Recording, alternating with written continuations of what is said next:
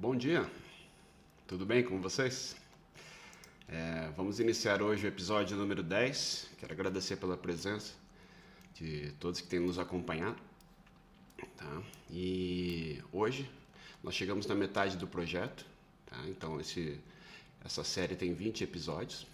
Tá? E elas vão ficar todas disponibilizadas no nosso canal do YouTube, do Instagram e no Facebook.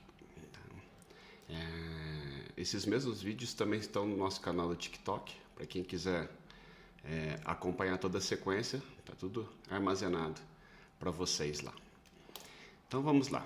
O episódio número 10, ele tenta responder a seguinte pergunta: ficar magro ou sentir-se como magro? Ou agir como um magro? Há uma grande diferença nisso. Então por que isso é tão importante ser discutido? Quando a gente vê os pacientes procurando o nosso serviço, a grande maioria deseja ficar magra. Então, esse desejo é natural, porque até por motivos estéticos, as pessoas têm aquela ideia de que eu tenho que parecer mais com a média. Então, quanto mais distante da média, mais essa pessoa se sente incomodada. Tá? Como é que nós vemos isso? Aquelas pessoas que são mais magras que a média também sofrem esteticamente e ficam tentando ganhar peso. Então, se nós fôssemos ver a média populacional, até uma pesquisa de 2020 agora, que mostrou que no Brasil, 60% das pessoas têm excesso de peso. Então, se nós formos pensar assim, a média é ter excesso de peso. Tá? Então, o que a gente tem que tirar dessa pesquisa? Ninguém questiona o objetivo estético de cada um, isso é muito pessoal, tá? Mas se eu pensar apenas em ficar magro, é aquilo que eu sempre defendo: de nada adianta um resultado temporário. Então, um resultado temporário significa o quê? Bom, estou acima do peso, mas agora vou fazer uma dieta.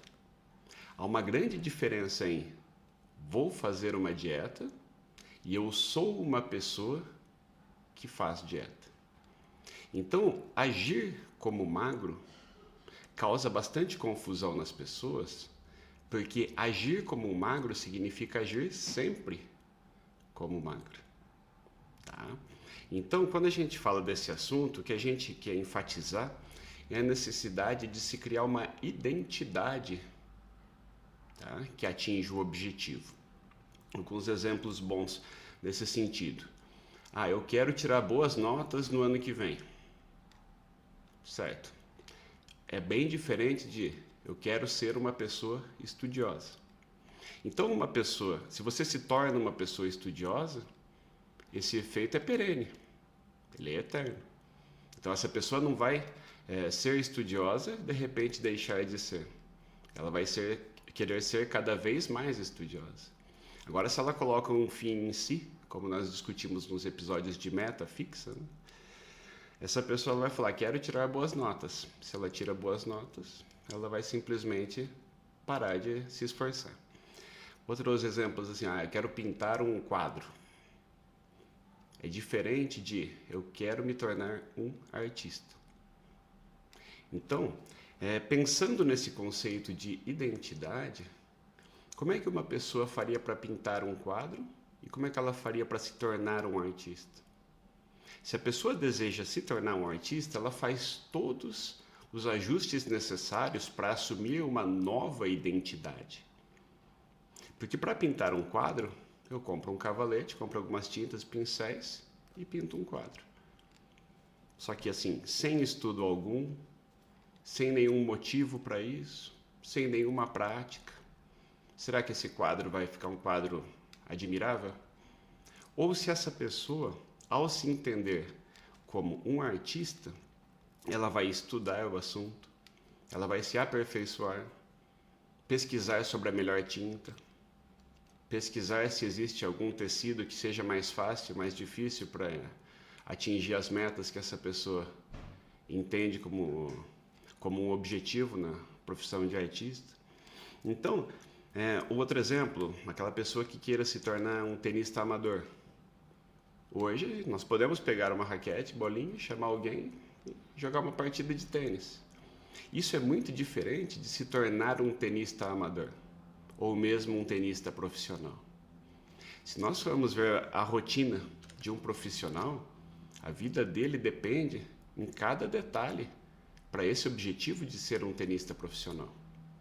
O tenista amador, ele não tem uma rotina tão fixa, mas ele já tem um horário fixo, ele já tem uma quadra combinada, ele já tem o equipamento separado, ele faz algum tipo de aula para tentar se aperfeiçoar cada vez mais.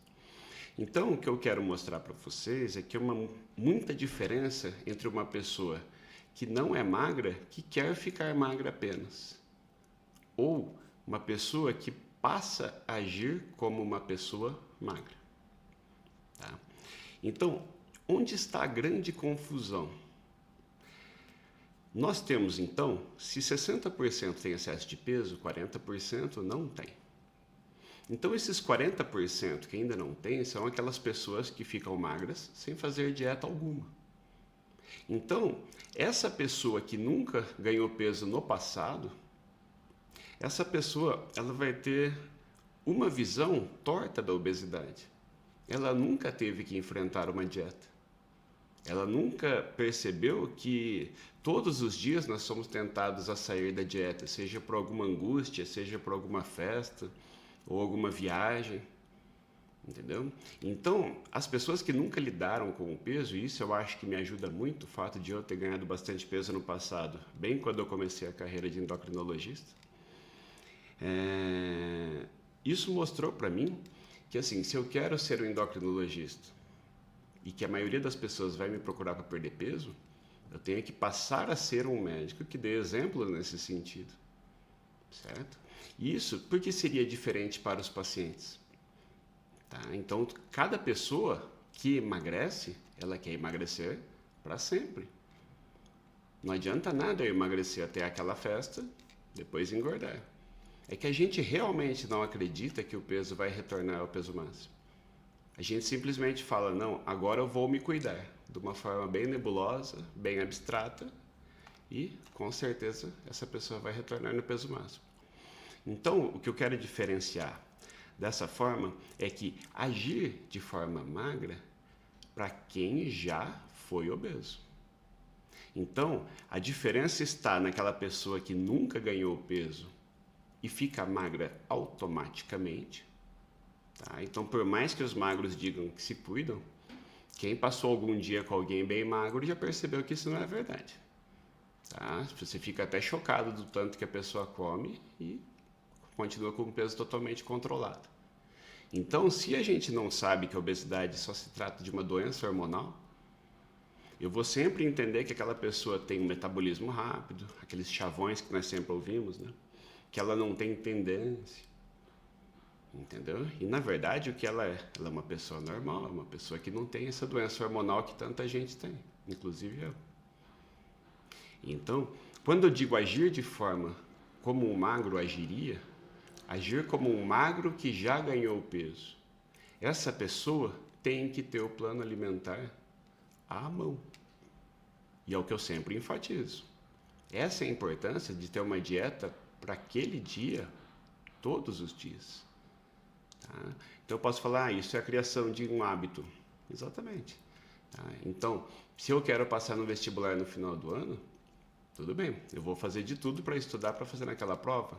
Perfeito, mas você não vai ficar fazendo um simulado por dia para ver se você vai chegar na prova. Você vai ter que ter um cronograma de estudo, você vai ter que ter um bom material, se cobrar, abrir mão de festas, abrir mão de algumas viagens, em prol daquele objetivo final. Então, quando eu ajo a ponto de ser uma pessoa estudiosa, eu vou acabar tirando boas notas. Quando eu ajo no sentido de me tornar um artista, eu vou pintar não só um quadro, mas com vários quadros e de qualidade, certo? Veja, se eu tenho um torneio de tênis, como eu citei, será que eu preciso pensar em vencer o torneio ou em treinar diariamente? Então, quando eu digo desse sentido, é a diferença entre começar a jornada pelos resultados e não pela construção de uma identidade. Aquela pessoa que nunca engordou, ela é automaticamente magra. Eles dizem que se esforçam, mas eles levam uma alimentação absolutamente livre. Comem o que têm vontade, matam a sua fome e continuam magros, simplesmente pelo bom funcionamento hormonal. Não é esse magro que a gente tem que fazer. Nós temos, depois de ter ganhado peso, nós fomos obrigados a seguir um plano alimentar. Então, se eu falo para mim mesmo, eu sou uma pessoa que tem um plano e respeito ele, eu vou chegar no peso que eu quiser. Mas não pensar no peso que eu quiser. Tá? Existe uma história bem interessante sobre isso, sobre um político americano famoso chamado Benjamin Franklin, e que ele fazia vários discursos inflamados. Tá? E o que aconteceu? Certa vez ele encontrou um hater, tá? Um hater da época dele, que escreveu vários artigos criticando as suas posturas. Tá? Ele era declaradamente um inimigo das ideias de Benjamin Franklin. E esse, de forma sábia, em vez de criticar, condenar ou, como nós vemos atualmente, censurar aquele hater, ele fez uma coisa diferente. Franklin era conhecido por ter uma biblioteca e cultivar muito a coleção de livros. Tinha uma enciclopédia muito vasta, tá, em sua biblioteca. E o que ele fez? Ele pediu para esse adversário se ele poderia fazer a gentileza de emprestar um livro muito raro que só ele tinha. E o que o hater fez? Ele se sentiu muito lisonjeado. Ele falou, nossa, alguém que entende desse assunto, entende que aquele livro que eu tenho é raro e tem tanto valor, ele prontamente emprestou o livro. E ao emprestar o livro, essa pessoa fez o que exatamente? Ela passou a se enxergar de uma forma mais confortável. Para ele, não faria sentido ele ser um hater e ficar emprestando livros para o adversário, ser simpático ao adversário. Dessa forma, ele passou a entender que ele era um admirador de Franklin e passou a agir como um admirador de Franklin. Inclusive, se tornaram grandes amigos. Essa é aquela velha história de quando nós fazemos boas atitudes com quem nós gostamos e más atitudes com quem nós não gostamos. Acho que todos já ouviram aquela parábola chinesa da sogra. Tinha uma moça que ela foi morar com a sogra assim que casou e tiveram vários conflitos. Ela chegou a falar com o marido que não teria mais condição de viver junto, porque a sogra infernizava a vida dela e ela estava muito insatisfeita com essa situação. E ela chegou a procurar um sábio para se aconselhar do que fazer. E esse sábio deu para ela um ramalhete de ervas e falou, você vai fazer o seguinte, você vai colocar um pouquinho dessa erva no chá dela, todo dia pela manhã, sem ela perceber. O que vai acontecer? Ela vai ser envenenada diariamente e você vai conseguir matar ela lentamente. Tá? Então, ela falou assim, nossa, que grande ideia dele. Ele falou, mas cuidado, as pessoas podem desconfiar de você. Então, nesse período, eu preciso que você trate ela com mais cordialidade, com mais carinho, com mais empatia, até que quando ela morrer, todo mundo pense que foi uma fatalidade e ninguém suspeite de você. Ela, ok, entendi a mensagem, pode deixar. E todo dia ela colocava um pouquinho da erva no chá da sogra e passou a tratá-la com muito carinho. Quando deu alguns meses depois, quando a erva já estava acabando, ela foi desesperada ao sábio dizer, sabe, como é que eu faço para reverter o efeito do veneno? A minha sogra está sendo maravilhosa comigo. Ela está me tratando com extremo carinho. Eu não quero mais matar ela. Hoje ela se tornou uma pessoa maravilhosa, que eu admiro muito. Qual que é a moral da história? O próprio sábio disse, o que eu te dei foi uma erva comum, que não tem efeito de veneno nenhum. Quem estava fazendo veneno era você, da forma que você agia. Quando você passou a agir de forma diferente, todo o teu ambiente melhorou. Então, mostrando a importância de como nós agimos. Tá? Então, a nossa identidade tem que fazer sentido para a gente agir de determinada forma. Por que isso é importante? Que, assim, se você tem uma crença sobre você mesmo e há uma confusão, tipo assim, eu sou uma pessoa sem vergonha que não faz dieta, ou eu sou uma pessoa que faz dieta porque quero ter o peso sempre controlado. Se houver alguma confusão nesse sentido, você vai sempre escolher a identidade mais confortável, mesmo que não seja verdade. Isso nós vemos nas pessoas que falam que são ansiosas e sem vergonha. Isso eu ouço diariamente. Então, se a pessoa se enxerga como ansiosa e sem vergonha, ela vai agir dessa forma. Será que ela não deveria entender que ela está enfrentando uma doença e faz parte da doença a ansiedade, uma vez que o corpo se sente ameaçado? Deu para entender? Então, igual no exemplo de Franklin, ele passou a agir deliberadamente de forma amistosa com o Franklin. Para quê?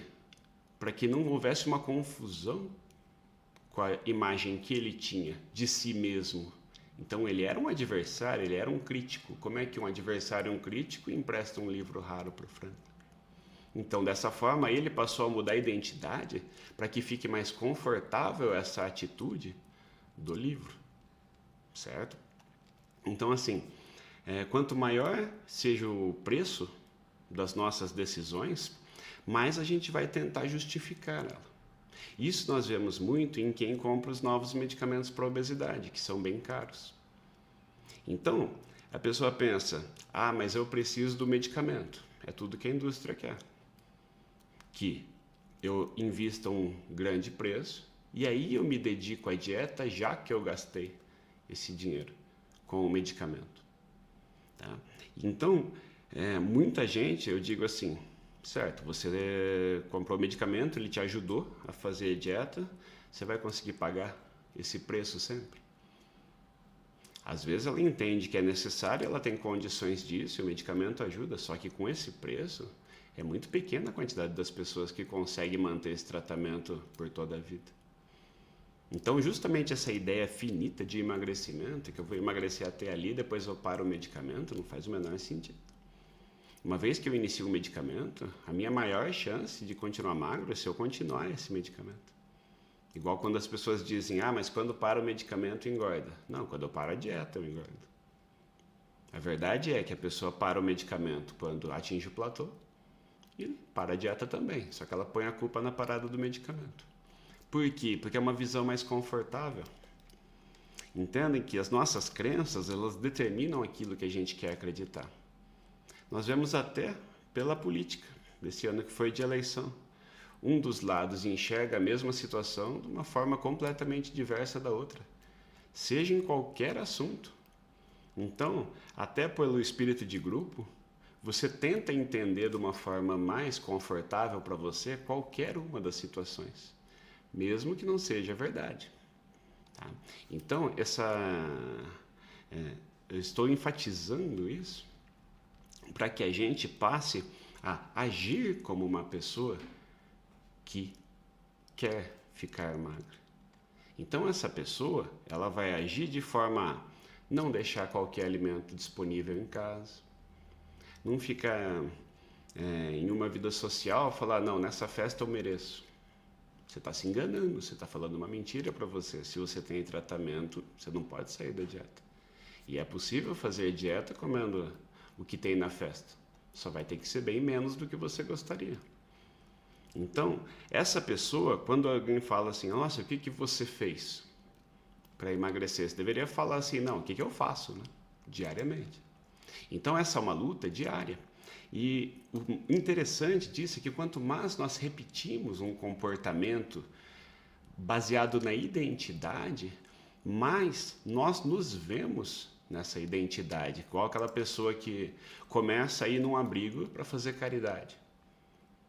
Se essa pessoa continuar indo frequentemente fazer caridade, ela vai passar a se enxergar como uma pessoa caridosa. E aí ela vai sustentar aquela disciplina de sempre.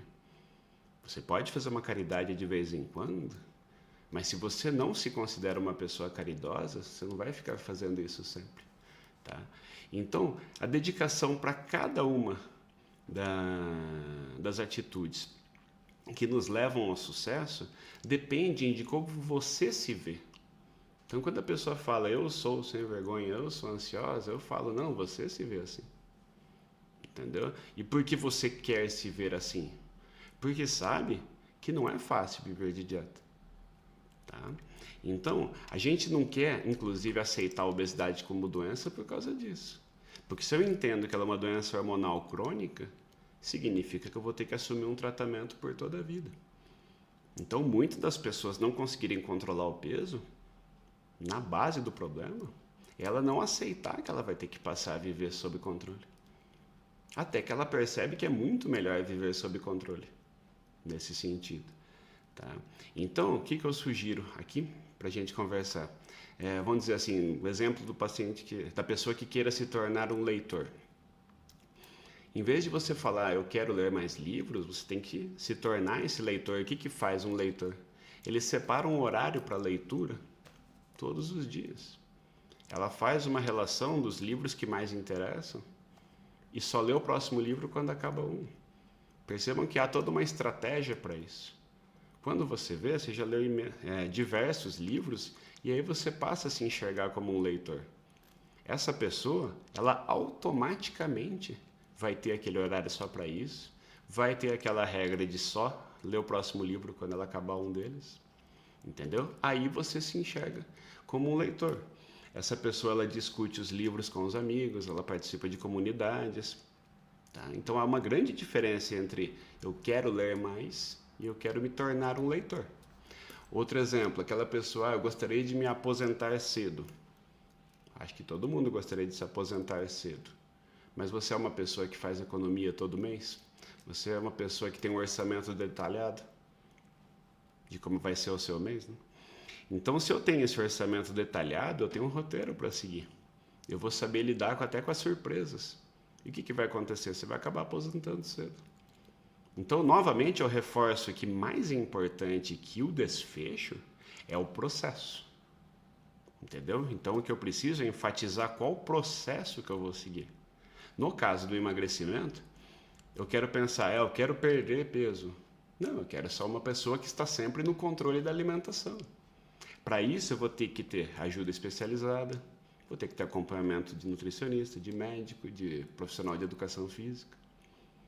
Entendeu? Em vez de fazer por conta, pesquisando no Google.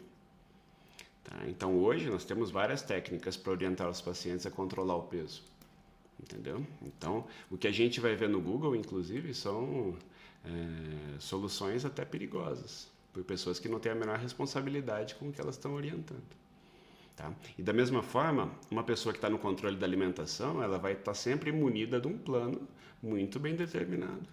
Ela vai usar todas as ferramentas necessárias para isso. Ela não vai se sabotar. Ela vai sempre agir em busca do sucesso, mas diariamente. A cada atitude dela, nesse caso, alimentar. Certo, gente? Então, minha resposta é a seguinte: ficar magro ou agir como magro? Nós que já ganhamos peso, no passado, precisamos agir de uma forma diferenciada do que aquela pessoa que nunca ganhou peso. Certo? Então, quero agradecer a presença de vocês. Quero só ver uma mensagem da Rosângela. Sim. Gratidão pelo aprendizado, você me fez ver a obesidade por um outro prisma, após anos de insucessos. Como eu disse, nós temos vários pacientes como a Rosângela que elas são exemplos de como tudo depende de uma atitude mental. Tá? Se eu não me engano, essa mesma Rosângela passou recentemente por um assalto traumático. E a forma como ela lidou com esse assalto foi muito inspiradora. Tá? Não pense que eu esqueci dessa história. Tá? Eu te admiro ainda mais depois dessa história de como você se saiu tão bem dessa parte difícil da sua vida. Tá bom, gente? Então, obrigado pela presença. Os próximos episódios, eles vão estar sempre disponíveis nas nossas plataformas, tá? Qualquer dúvida, qualquer comentário, eu estou à disposição. Tá bom, gente? Um grande abraço para vocês.